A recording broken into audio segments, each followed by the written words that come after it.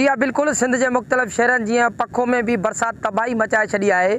बरसात का पोइ जेको आहे सो दे नएंगोट दे बोला कलोड़ा दे गोगारो दे देदड़ ऐं दे खैरपुर जूसो दे लंग ऐं दे आबड़ी ऐं दे शरीफाणी समेत मुख़्तलिफ़ जेकी ज़रई ज़मीनुनि जी जेकी बनियूं आहिनि उन में बरसाती पानी जेको आहे सो उहो तलाउ जी सूरत में बीह रहिया। जेकर मुंहिंजो कैमरामैन अव्हांखे ॾेखारे सघे त हींअर बि जिते असां मौजूदु आहियूं हिते पाणी जेको आहे सो बनियुनि में तलाउ जी सूरत में बीह रहिया। जेकी तुंहिंजी सारियाली रोत आहे उहा रोत बि जेको आहे सो सॼी पाणी में बुॾी वई आहे ऐं तलाउ जो ॾेख ॾेई रही आहे। जन इंतिज़ामिया तरफ़ां ज़िले कंबर शहज़ाद कोट हसास करार ॾियण बावजूदि बि हिन टाइम ताईं जेको आहे सो अमलदारनि आपाशी अमलदारनि या ॿियनि जेको आहे सो हिन महिल ताईं को तहरुक न वरितो आहे। जॾहिं त जेके हितां जा जेके आबादगार आहिनि पखे हुन जे भरपासे जी देयुनि जा त उन्हनि खे कापारी धक लॻो आहे। लखे रुपयनि जो पिणु उन्हनि जो नुक़सानु थियो आहे। जेके आबादगार आहिनि हुननि जा मथे ते हथ अची विया आहिनि। कैमरामैन काशिफ़ किची सां गॾु अब्दुल वहीद में सिंध टीवी न्यूज़ पखो।